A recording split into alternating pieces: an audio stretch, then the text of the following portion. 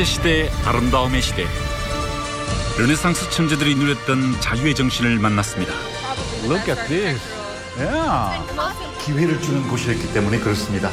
불안까지 채포입니다. 새로운 시대를 열었던 인간의 시선. 피렌체의 창조력은 세상을 바꿔놓았죠.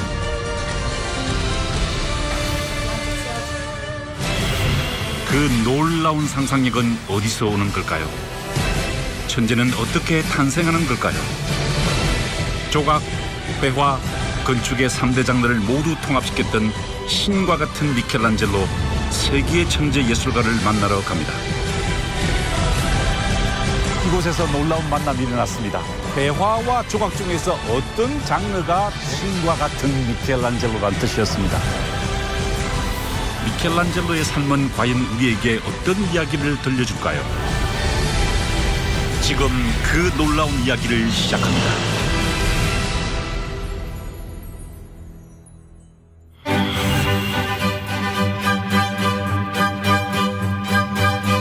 (15세기) 르네상스가 시작된 이탈리아.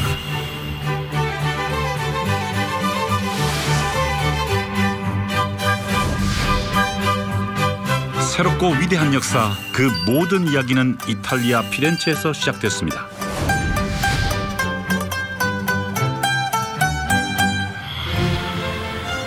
붉은 지붕으로 덮인 이 도시는 르네상스 시대에 가장 화려하고 아름다웠습니다.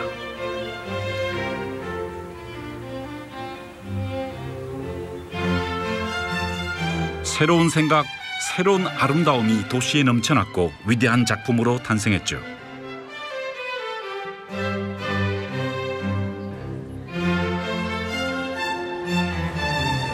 왜 피렌체에서 르네상스가 탄생했을까요? 왜 이 도시에서 중세의 암흑이 거쳐졌을까요? 많은 이유가 있을 것입니다. 그런데 그 중에 하나는 피렌체에서 치열한 경쟁이 일어났다는 것입니다. 이 도시는 경쟁의 도시였죠. 16세기 초반 이 피렌체 예술가들은 서로 경쟁했습니다. 그 경쟁은 개인의 경쟁이 아니라 집단의 경쟁이었고 또 장르의 경쟁이었죠. 화가와 조각가들이 서로 경쟁했습니다. 왜냐하면 회화와 조각 중에서 어떤 장르가 더 완벽한 아름다움을 표현하느냐를 놓고 두 집단이, 두 장르가 경쟁했던 것입니다. 1504년 미켈란젤로가 다비드상을 완성했을 때 이 피렌체에서 난리가 났습니다. 왜? 저 다비드상을 어디다 설치하느냐. 당시 레오나르도 다빈치는 미켈란젤로의 작품이 바로 이 란치 로지아 정면에 장식되기를 원했습니다. 만약에 다비드상을 저 란치 로지아에 위치시킨다면은 그것은 마치 회화 작품처럼 보이게 되는 것이죠.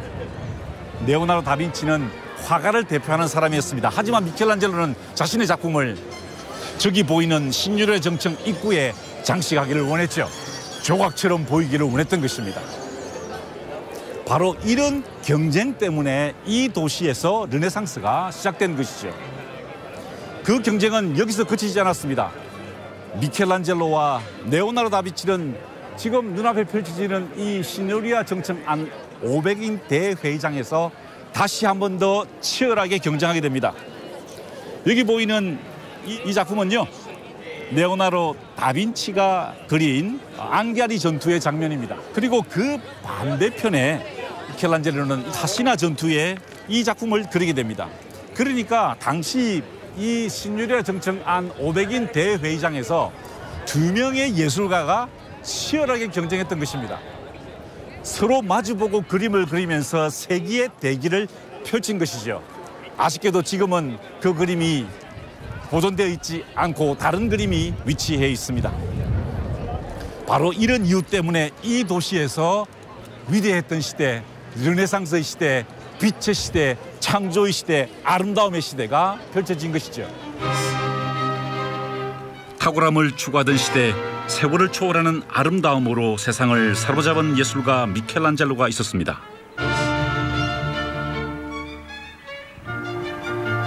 천재의 탄생엔 어떤 대단한 비밀이 숨겨져 있을까요?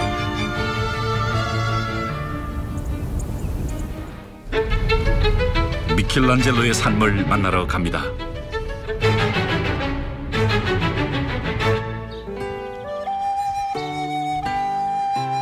이곳은 피렌체의 외곽에 있는 작은 산골 마을 세티나뇨입니다. 위대한 예술가는 어떻게 탄생하는 것일까요? 위대한 예술가는 좋은 집안에서 태어나서 좋은 교육을 받아야만 되는 것일까요? 르네상스의 위대했던 예술가 미켈란젤로는 그렇지 않았습니다. 그는 좋은 환경에서 태어난 사람이 아니었다는 것입니다. 미켈란젤로는 산골 채석장에 다니는 한 인부의 집에서 어린 시절을 보내야 했습니다. 미켈란젤로는 6살 때 어머니를 여의게 됩니다. 어머니를 여인 미켈란젤로는 슬픔에 빠졌습니다. 아버지는 어머니를 이은 미켈란젤로를 바로 이곳 세티나뇨의 한 채석장에 그곳에 일하던 인부의 집에 맡겼습니다. 이런 유년기 때문에 미켈란젤로는 자신의 조각 솜씨가 유모의 젖을 통해 전수됐다는 농담을 하곤 했죠. 세티나뇨 사람들은 미켈란젤로가 이곳에서 살았다는 것, 비록 그가 가난하고 힘들게 살았지만 이곳에 살았다는 것을 기억하기 위해서 도로 이름에도 빌라 데이 부오나로티 시몬이라는 이름을 붙여놓았습니다.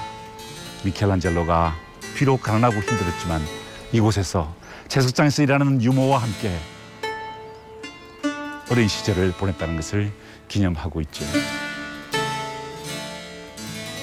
가족과 떨어져 지내야 했기에 어린 미켈란젤로는 외로웠을 겁니다. 멀리 피렌체를 바라보며 돌아가신 어머니와 가족들을 그리워했겠죠.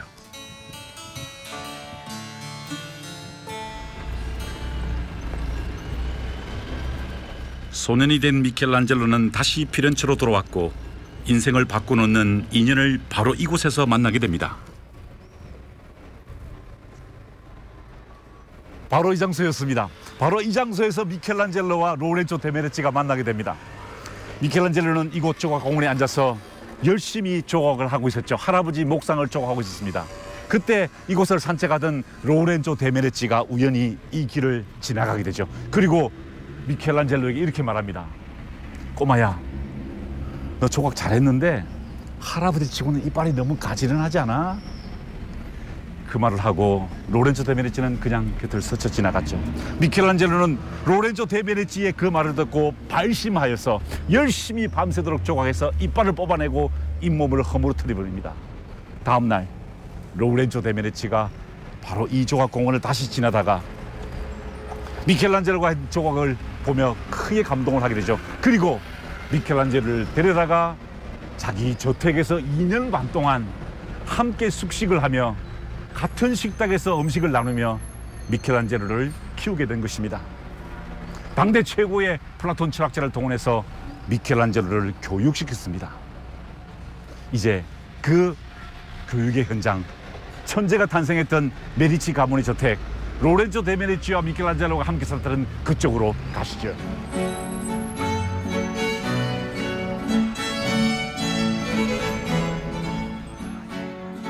15세기 피렌체에서 가장 유력하고 영향력이 높은 메디치 가문은 피렌체의 실제적인 통치자였습니다.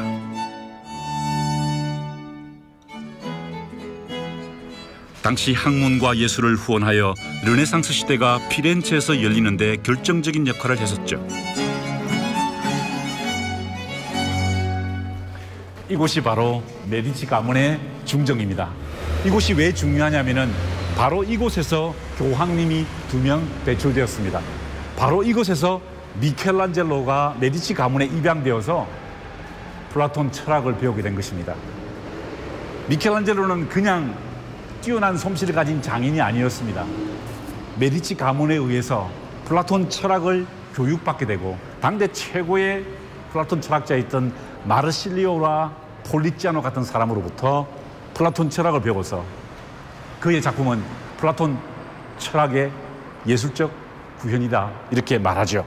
바로 이곳에서 교황 2분과 함께 미켈란젤로가 예술의 천재였던 미켈란젤로가 이곳에서 성장하게 된 것입니다. 메디치 가문의 후원을 받으며 어린 예술가는 인간의 본질을 파악하고 창조적인 생각을 하게 됩니다.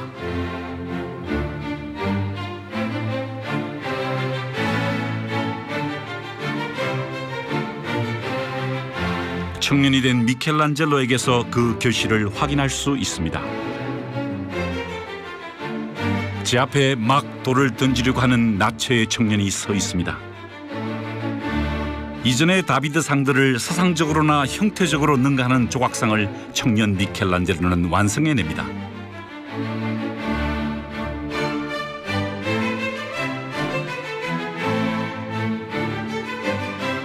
그리스 신화의 내용을 다룬 켄타우로스의 전투,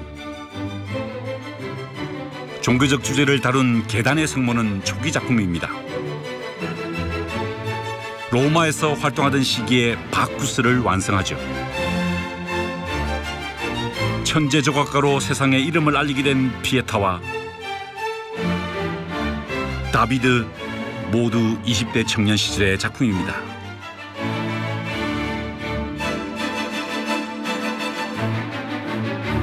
미켈란젤로의 예술로는 피렌체에 여전히 살아 있습니다. 이곳은 피렌체의 아카데미아입니다. 미켈란젤로가 1564년에 죽고 난 다음 그의 친구이자 동료였던 조르조 바사리가 이곳에 미술대학을 만들었습니다. 비록 미켈란젤로는 죽었지만 그의 정신은 이곳에서 살아 숨쉬고 있는 것입니다. 완벽한 아름다움을 조각했던 미켈란젤로, 그의 예술적 이상향은 현대의 예술가들에게 많은 영향을 미치고 있죠.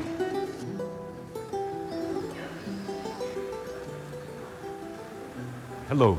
Hello. How are you? What's your name? Nice to meet you. Luca. Luca. Nice to meet you. Are you a student here? Yes, I am a student.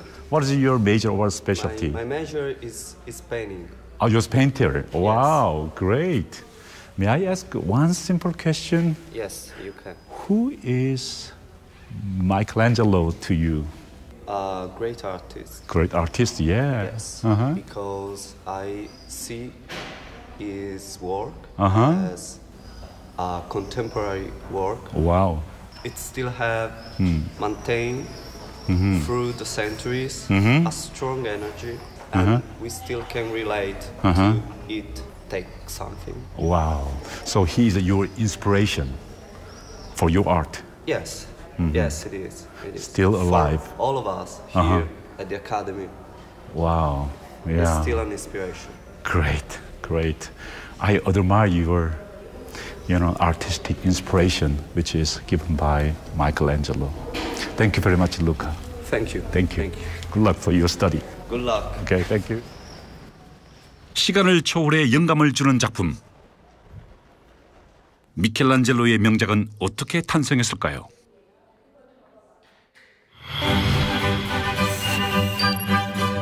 조각가에게 좋은 재료를 구하는 것은 아주 중요한 일이었습니다. 그래서 먼 길을 오가며 직접 대리석을 골랐습니다. 500년 전 미켈란젤로가 방문했다는 대리석 산지를 찾아갔습니다. 웅장하고 황량한 돌산, 해발 1850m나 되는 높은 산 전체가 대리석으로 되어 있다 해도 과언이 아니죠.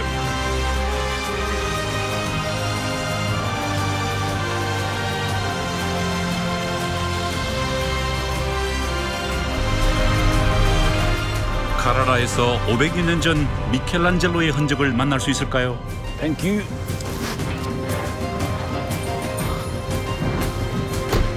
채석장에 도착한 미켈란젤로의 눈앞에 펼쳐진 풍광은 바로 하얗고 거대한 대리석 절벽이었습니다.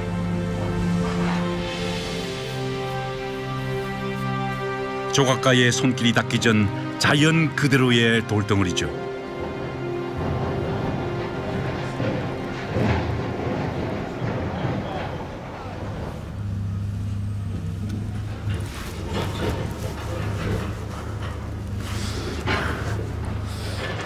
(1505년) 미켈란젤로도 이런 모습이었을까요?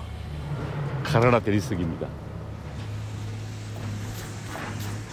원래 로마인들은 그리스에서 대리석을 수입해 왔었습니다. 그런데 기원 후 2세기에 접어들면서 많은 양의 대리석이 필요하게 되었죠. 그래서 로마인들은 이탈리아 전역에서 대리석 산지를 찾아 나서게 됩니다. 놀랍게도 이 카라라에서 엄청난 양의 대리석을 발견하게 된 것이죠. 이 카라라 산지가 대리석 생산지로 더 효율적인 것은 바다와 가깝기 때문입니다. 여기서 저 바다까지 5km밖에 되지 않습니다. 그렇기 때문에 대리석을 이 산에서 캐낸 다음에 바다로 운송을 해서 이탈리아 전역으로, 특히 로마로 대리석을 쉽게 운송할 수 있었죠.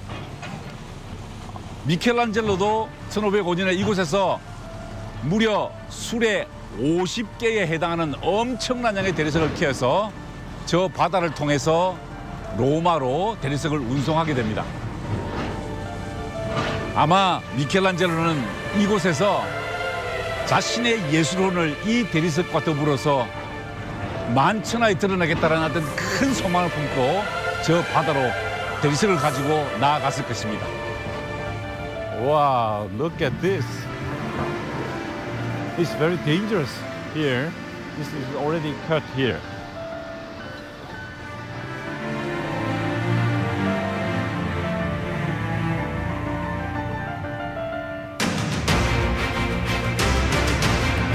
(2000년) 전부터 조각 건축에 사용되었던 카라라 대리석. 고대 시대부터 지금까지 카라라의 품질 좋은 대리석은 조각품 그리고 건축의 재료로 사용되고 있죠.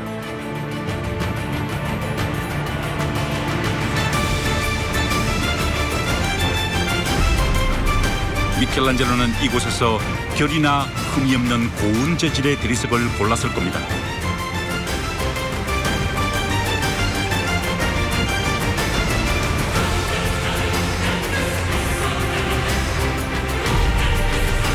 자연 그대로의 대리석 앞에서 위대한 영감을 받았을지도 모르죠.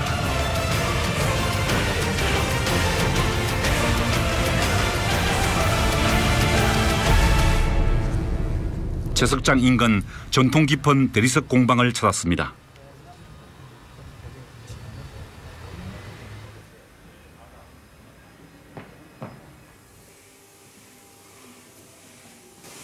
여기 미켈란젤로의 PT 톤도가 있습니다. 바르젤로 박물관에 수상되어 있는 작품에 플라스트가 여기 수상되어 있네요. 여기도 있네요. 이제 모세스, right? 모세상이 플라스트로 여기 있습니다. 미켈란젤로 스튜디오. 와우, thank you very much.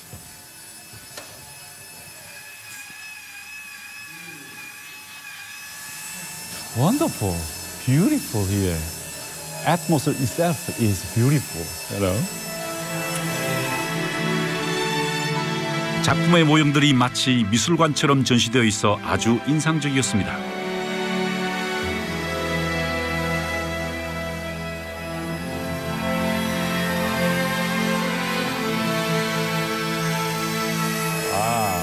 This is a immaculate piece of statuary. Okay. Not one vase.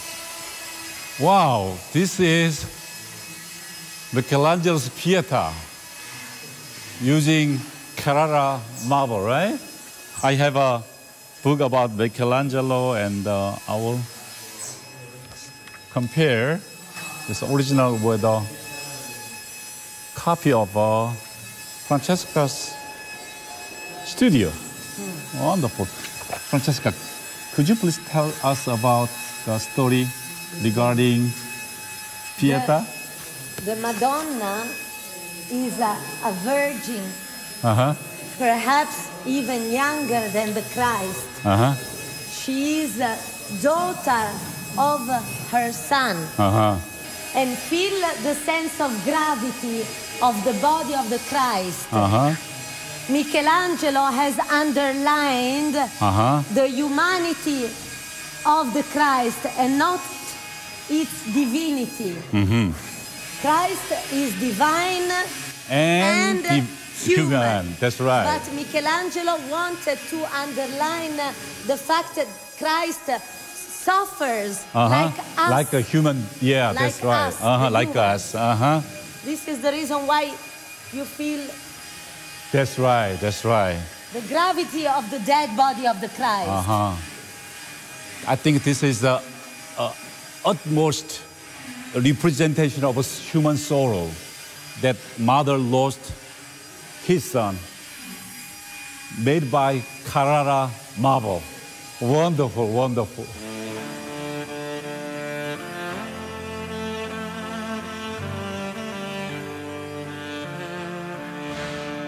완벽한 형태를 창조해내기 위해 미켈란젤로는 길고 힘든 작업 시간을 보냈을 겁니다.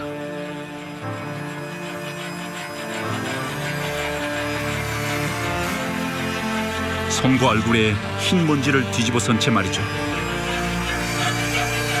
La finitura di un'opera figurativa di Barbiglio.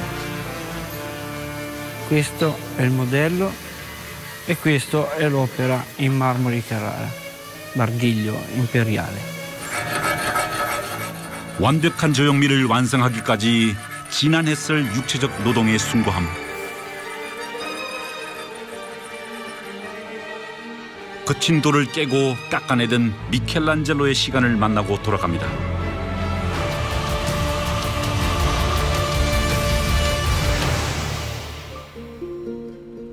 카라라 채석장 인근 작은 마을로 내려왔습니다.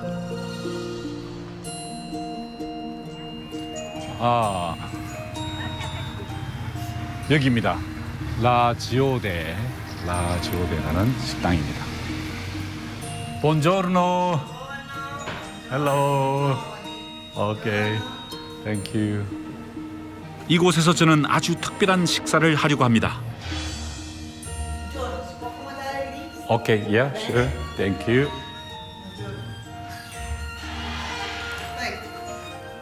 I'm here for Michelangelo's menu, please. This is Michelangelo's menu. Va bene. And I'm looking forward to taste what kind of food Michelangelo took. Please. Thank you.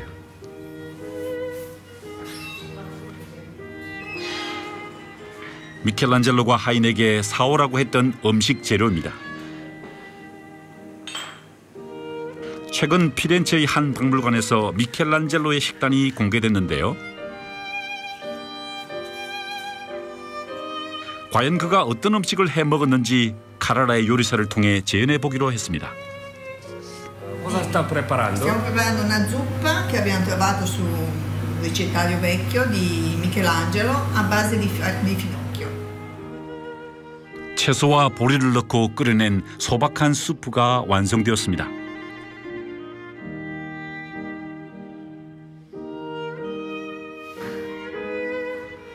드디어 미켈란젤로의 음식이 도착하고 있습니다. Thank you very much. Thank you very much.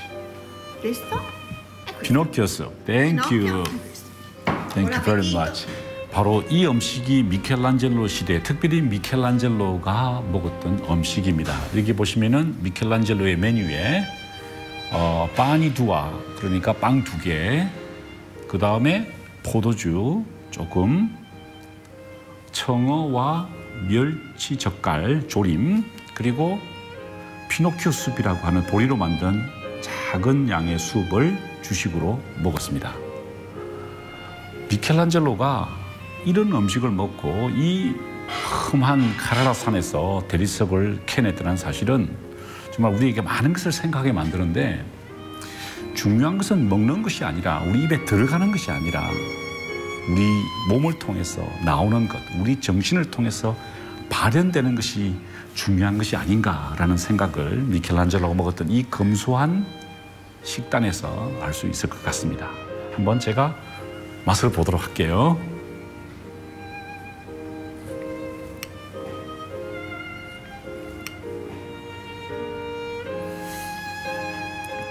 전형적인 서민 음식입니다. 보리로 만든 그냥 평범한 음식이네요.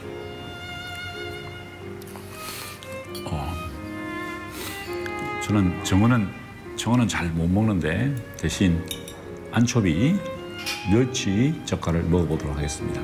원래는 빵과 더불어서 먹어야 되는데, 어우, 엄청 짜네요. 굉장히 짭니다. 이것이 바로 미켈란젤로가 먹었던 음식입니다. 미켈란젤로와 함께 식사할 수 있다면 얼마나 좋을까? 잠시 엉뚱한 상상도 해봤습니다. 이제 로마로 떠납니다. 세계적인 걸작의 탄생. 그 배경에는 우리가 몰랐던 흥미로운 사연들이 숨어 있죠. 로마를 다시 위대한 도시로 만든 이는 바로 미켈란젤로였습니다. 1505년 교황 율리우스 2세는 자신의 묘지 장식을 미켈란젤로에게 주문합니다. 성대한 묘지를 통해 사후에 자신의 권위를 더 높이고자 했던 거죠.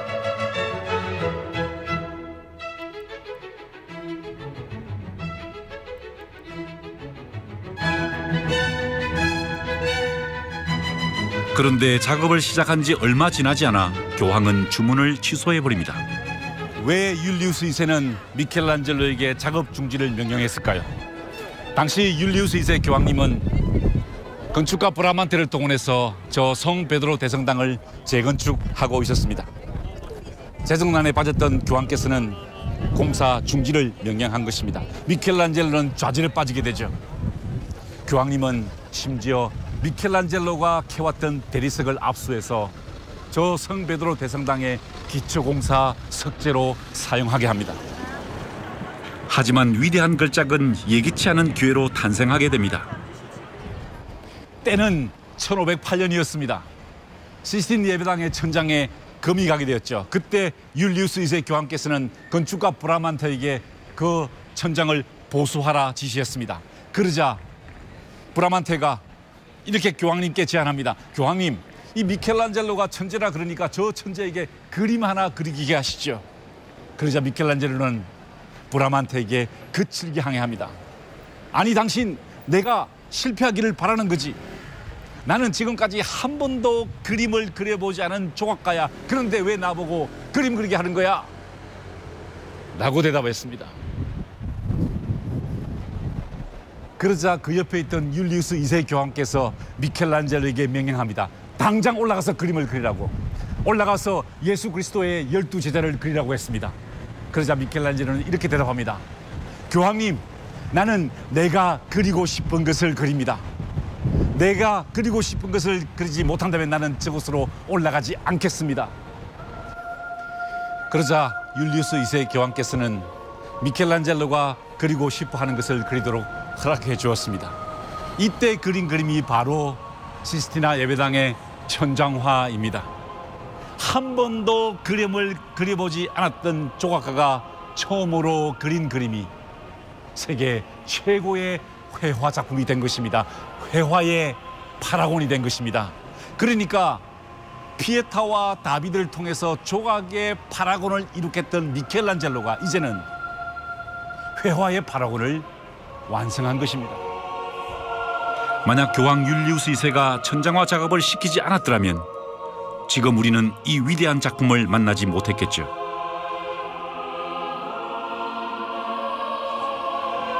그런데 교황이 주문했다가 취소했던 무덤 장식은 어떻게 됐을까요? 갑작스러운 율리우스 2세의 죽음으로 다시 시작된 작업. 이 역시 미켈란젤로에게 걸작 하나를 추구할 기회를 안겨줍니다.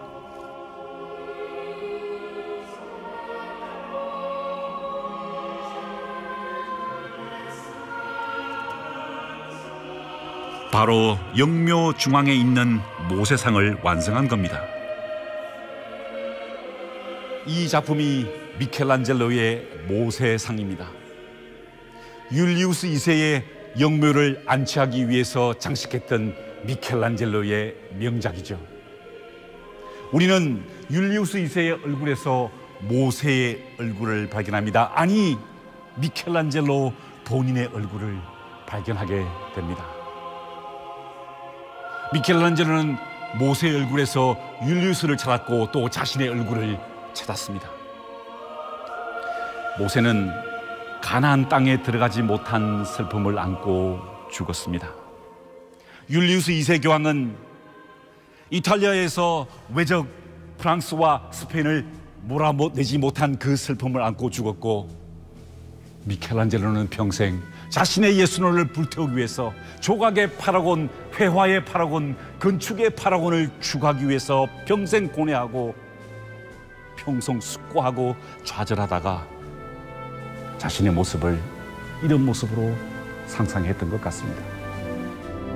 이것은 모세의 얼굴이 아니라, 율리우스 2세의 얼굴이 아니라 미켈란젤로의 얼굴인 것입니다.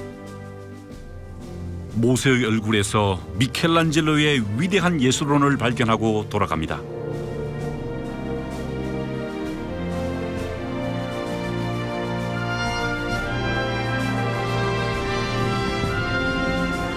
세월을 초월하는 아름다움을 추구하며 일생을 바친 미켈란젤로, 이제 그의 인생 끝자락으로 향합니다.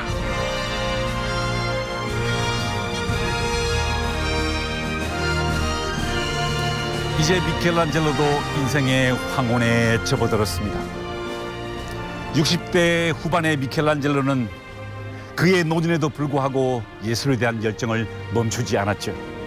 그는 시스티나 예배당의 그 아름다운 최후의 심판을 완성하고 이 캄피돌리오 광장에 아름다운 건축을 완성시켰습니다. 동시대 사람들은 미켈란젤로를 이렇게 불렀습니다. 디비노 미켈란젤로, 신과 같은 미켈란젤로란 뜻이었습니다. 그는 그렇게 불릴만한 충분한 자격이 있는 사람이었죠. 미켈란젤로는 1564년에 89세의 나이로 임종하게 됩니다.